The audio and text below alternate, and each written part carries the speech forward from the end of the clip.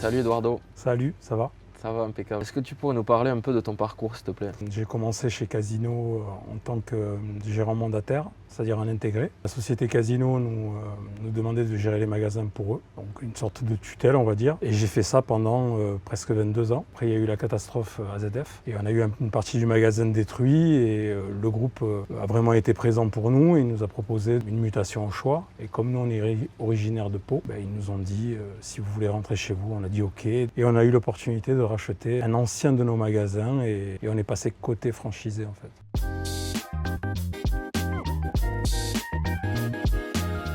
Et du coup, concrètement, ça a changé quoi pour toi? Énormément de choses en fait. C'est-à-dire que tu passes où tu es guidé par un groupe, où tu dois suivre une politique de groupe qui nous convenait parfaitement. Et là, tu te retrouves à faire quelque chose d'indépendant en fait, tout en gardant cette formation qu'ils nous ont donnée. Et ça, c'est très enrichissant parce que ça nous a permis de faire cette transition sans difficulté.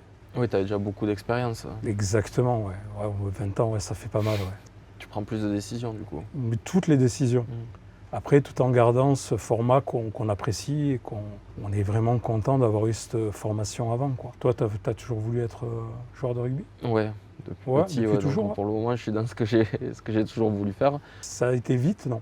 Ça a été quand j'ai eu mon premier contrat pro, en gros à 17 ans. Jusque-là, j'étais encore au lycée, jusqu'à basculer dans une vie d'adulte où j'avais du coup mon appartement. Et puis j'ai commencé à jouer très tôt aussi avec l'équipe première, donc ça a été un changement assez radical. Mais c'est ça qui est motivant aussi et qui donne envie de travailler encore plus pour répondre à la demande. Et puis une fois que tu commences à gravir certaines marches, à valider certains objectifs, souvent tu as toujours le réflexe de regarder un peu la marche du dessus et de trouver quelque chose qui te motive et surtout dans lequel tu t'épanouis. Ce qui motive au jour le jour, c'est la famille. C'est-à-dire que moi j'ai des enfants, le jour où tu n'es pas motivé, tu verras tes enfants. Tu verras ta femme et là tu te dis j'ai pas le choix.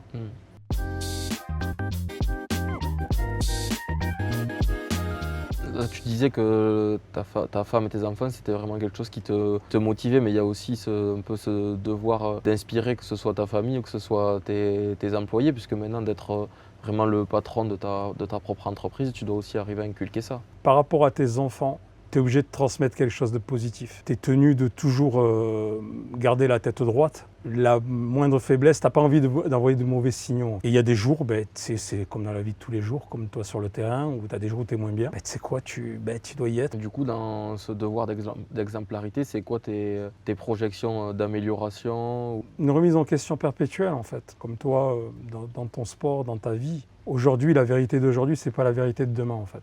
On n'est jamais sûr de ce qui va se passer demain. C'est-à-dire c'est jamais rester sur des acquis. Là, c'est tous les jours se remettre en question, faire des OP, essayer de savoir en laisser pour le client et pour pouvoir le faire venir, le fidéliser. Il y a un exemple tout bête. Moi, le sport, c'est un fil rouge dans ma vie. C'est-à-dire que moi j'ai des clients, ils viennent tous les lundis parler de sport avec moi. Et pourquoi? Parce que moi j'aime ça et j'adore ça. Ils débriefent le match de la section du week-end, là où on a battu le Stade Toulousain, quoi. Pas la dernière fois. Non, malheureusement. Ouais. Ah non, ouais. On n'était pas loin. On est obligé de se remettre en question. Toujours se mettre des coups de pied aux fesses pour essayer d'innover, d'avancer, de proposer des nouvelles choses, proposer de nouveaux produits. C'est vrai qu'on a des produits de qualité chez Casino. Après, on essaye aussi d'axer sur quelques produits locaux. Du coup, si on se projette à court, moyen ou long terme, quelle situation te satisferait? Arriver à développer comme je veux déjà le point de vente que j'ai. À terme, un peu scruter les opportunités, essayer de se développer, essayer de voir d'autres magasins peut-être à court ou moyen terme. Toujours essayer de regarder loin, mais sans oublier le présent quand même. C'est la base de notre métier en fait. Essayer de développer, essayer d'avancer, essayer d'arriver à une plénitude. Je le dis souvent à mes enfants, surtout ne pas oublier d'être heureux, quoi. Ça reste le principal. Je te souhaite que ça dure encore longtemps, continuer de t'épanouir et en espérant de belles opportunités qui arrivent. Pour toi aussi, tu es plein de réussite dans ta vie de tous les jours, dans ton sport. C'est gentil. Du bonheur et voilà, et vis et fais-toi plaisir, quoi. C'est gentil, merci. Non, c'est plaisir.